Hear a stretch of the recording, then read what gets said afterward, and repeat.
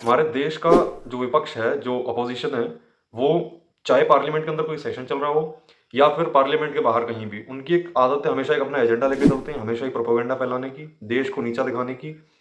इस सबको ध्वस्त करना बहुत ज़्यादा ज़रूरी है। वो बीजेपी को नीचा दिखाते-दिखाते कब देश को नीचा दिखा देते हैं, ये हम लोगों को पता ही नहीं चलता। ऑपरेशन सिंदूर नाम सुनने में देशभक्ति का लगता है, लेकिन असल में ये सिर्फ मीडिया पर किया सरकार का एक तमाशा था। ये वीडियो है प्रणीति शिंदे की। ये सुशील कुमार शिंदे की बेटी हैं, पहली बार लोकसभा में चुनकर आई हैं। इनका कहना ये है कि ऑपरेशन सिंदूर जो था वो एक तमाशा था। हमारे सेना के पराक्रम को, शौर्य को उन्होंने तमाशा बता दिया। जबकि ऑपरेशन सिंदूर में जो हमारा मोटिव था वो तो अचीव हमने किया ही। हमारा मोटिव था कि जो उनके लॉन्च पैड्स हैं उनको तबाह करना, जो उनके ट्रेनिंग कैंप्स हैं उनको तबाह करना, हमने वो अच्छे से अचीव किया। तमाशा क्या होता है ये मैं आपको बताता हूँ। 26 नवंबर 2008 सभी को याद है, जब पाकिस्तान से आए 10 आतंकवादियों ने पूरी मुंबई को क्या पूरे देश को ही बंधक बना के रखा था 4 दिनों तक। होटल ताज, नरीमन पॉइंट, सीएसटी, आपका ओबरा होटल, लियोपोल्ड कैफे, ऐसी ना जाने कितनी जगहों को निशाना बनाया। 200-250 लोगों को जान से मारा, 250-300 लोग घायल हुए। जिनमें जब देश में इतना बड़ा आतंकवादी अटैक हुआ तो प्रणीति शिंदे के पिताजी ने भगवा आतंकवाद की थ्योरी लॉन्च करी, सिर्फ पाकिस्तान के मुसलमान आतंकवादियों को कवर फायर देने के लिए, भारत में रह रहे मुसलमानों को अपीज करने के लिए, क्योंकि उनके वोट चाहिए इनको। 26 से 30 दिसंबर तक ये अटैक चला। 30 दिसंबर की रात को ऑपरेशन खत्म हुआ, हमने वापस होटल ताज को रिट्रीव किया, उनके कब्जे से छुड़ाया, 9 आतंकवादी हमने मार गिराए।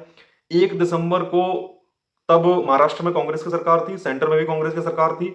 इनके मुख्यमंत्री थे स्वर्गीय श्री विलासराव देशमुख जी। वो 1 दिसंबर को एक बॉलीवुड डायरेक्टर को लेकर होटल ताज में घुमाने ले जाते हैं, जैसे कोई साइट सीइंग करा रहे हो, जैसे कि ये टूरिस्ट स्पॉट है। क्योंकि वहां पर 4 दिन पहले ही आतंकवादियों ने खून खराबा मचाया था, 100 लोगों की वहां पे मौत हुई थी, होटल ताज में आग लगा दी थी। ये सब दिखाने के लिए तब के मुख्यमंत्री एक बॉलीवुड डायरेक्टर को खुद लेकर जाते हैं। जब मुंबई पर अटैक चल ही रहा था 30 नवंबर की रात को, राहुल गांधी उस टाइम वो कांग्रेस के सेक्रेटरी या प्रेसिडेंट को जिस तरीके की पोस्ट पे थे, उनकी जिम्मेदारी बनती थी इन सब चीजों को हैंडल करने की।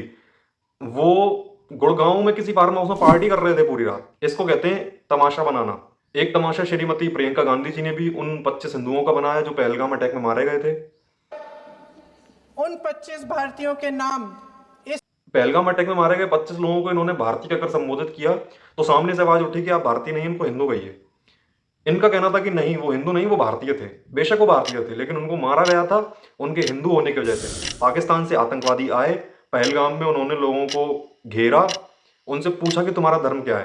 जिन लोगों का धर्म मुसलमान था उनको छोड़ दिया, जो लोग हिंदू थे उनको चुन चुन के मारा। तो वहां जो लोग मारे गए थे वो अपने हिंदू होने की वजह से मारे गए थे, ना कि भारतीय होने की वजह से। प्रियंका गांधी जी की ये बात शुरू से ही रही है कि इनको कभी आतंकवाद का मजहब आज तक नजर नहीं आया, क्योंकि मारने वाले मुसलमान होते हैं। इनको आज तक कभी मरने वालों का धर्म नजर नहीं आया, क्योंकि मरने वाले अधिकतर हिंदू ही होते हैं। हालांकि इनको अभी चाइल्ड ट्रैफिकिंग में पकड़ी गई 2 औरतों का धर्म तुरंत नजर आ गया कि ये तो क्रिश्चियंस पर हमला है। अगर किसी की लड़ाई चलती बस में सीट के पीछे हो जाए और एक बंदा किसी दूसरे बंदे को थप्पड़ मार दे, तो प्रियंका गांधी जी उसमें तुरंत धर्म ढूंढ लेती हैं कि हाय, एक हिंदू ने एक मुसलमान को थप्पड़ मार दिया, इस देश में मुसलमान की क्या हालत हो गई है, इस देश का हिंदू कितना असहिष्णु हो गया है। लेकिन गांधी जी को इसमें धर्म नजर नहीं आया, जब 25 हिंदुओं को उनका धर्म पूछ कर ही मार दिया गया। When a woman speaks, I never interrupt. So please, mind your tongue. Priyanka, don't control me.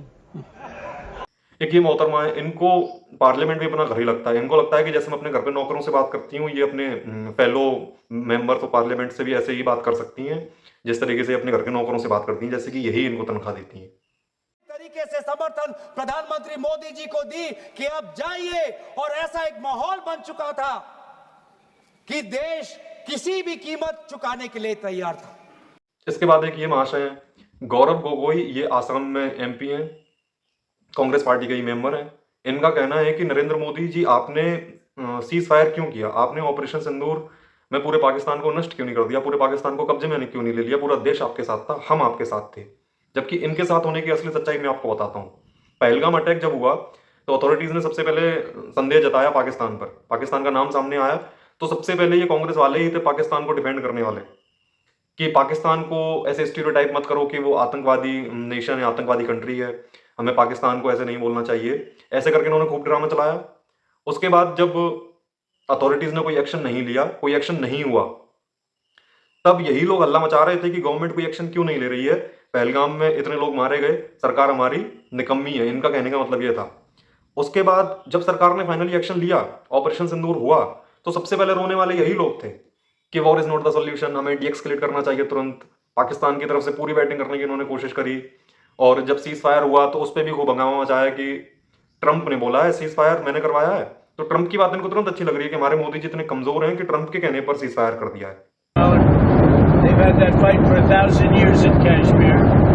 Kashmir's been going on for 1,000 years, probably longer than that. जबकि ट्रंप को सुनिए आप, ट्रंप बोल रहा है कि इंडिया पाकिस्तान का जो कश्मीर का मुद्दा है, जो बॉर्डर की लड़ाई है, वो 1000 साल से भी ज्यादा पुरानी है। जिस इंसान को हिस्ट्री की बेसिक नॉलेज नहीं है, उसको ये नहीं पता कि पाकिस्तान का जन्म हुए भी 80 साल नहीं हुए, तो हिंदुस्तान पाकिस्तान का कॉन्फ्लिक्ट कैसे 1000 साल पुराना हो गया, 1500 साल पुराना हो गया। तो वो इंसान अपने आप को ऊंचा दिखाने के लिए कुछ भी बोल रहा है। इन लोगों को उसमें मजा आ रहा है क्योंकि इसमें भारत को नीचा दिखाया जा रहा है, तो भारत को नीचा दिखाने में तो ये लोग सबसे आगे रहते हैं। जब ये सब चल रहा था, ये लोग अपना प्रोपोगंडा फैला रहे थे, सरकार अपने जिस तरीके से जवाब दे सकती थी उस तरीके से जवाब दे रही थी। ऐसे में बीच में एक बंदा उठ के खड़ा होता है, 1 लाख रुपए सालाना बहुजन समाज के अत्यंत गरीब परिवारों को दे, 10 लाख करोड़ रुपए खर्च होंगे, लेकिन इस 1 लाख उस बंदे की अपनी प्रायोरिटी सेट है कि मुझको तो भाई भीख मांगनी है। उसने खड़ा हुआ, 10 लाख करोड़ रुपए की भीख मांगी और बैठ गया। उसकी अपनी प्रायोरिटी है कि मुझे तो भीख ही मांगनी है और मैं तो भीख ही मांगूंगा। और भीख मांग के 10 लाख करोड़ रुपए की भीख मांग के वो ऐसे चुप होके बैठ गया जैसे उसने कुछ 150 रुपए मांगे हों। पार्लियामेंट की इतनी सारी बकवास के बीच में राहुल गांधी जी की स्पीच मैंने सुनी, वो तब भी अच्छी थी।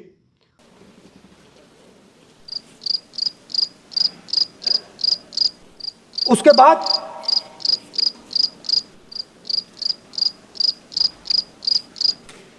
शायद आपको इनकी स्पीच में कुछ सुनाई नहीं दिया होगा क्योंकि राहुल गांधी जी ने अपने अंदर की आवाज को मार दिया है।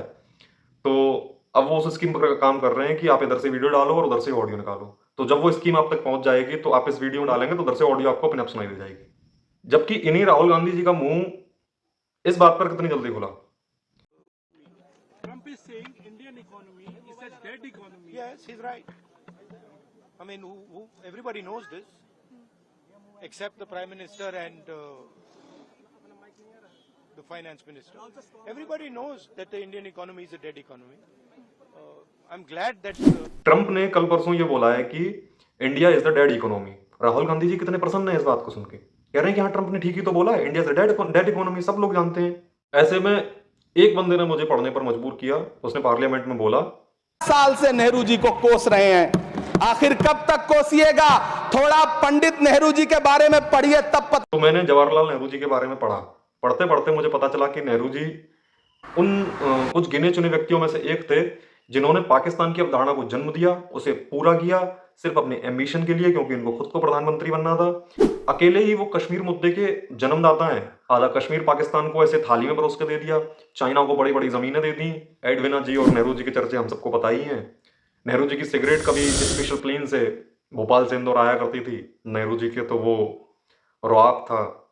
नेहरू जी ने ही भारत की खोज भी करी थी, नेहरू जी नहीं होते तो पता नहीं हम सबका क्या होता।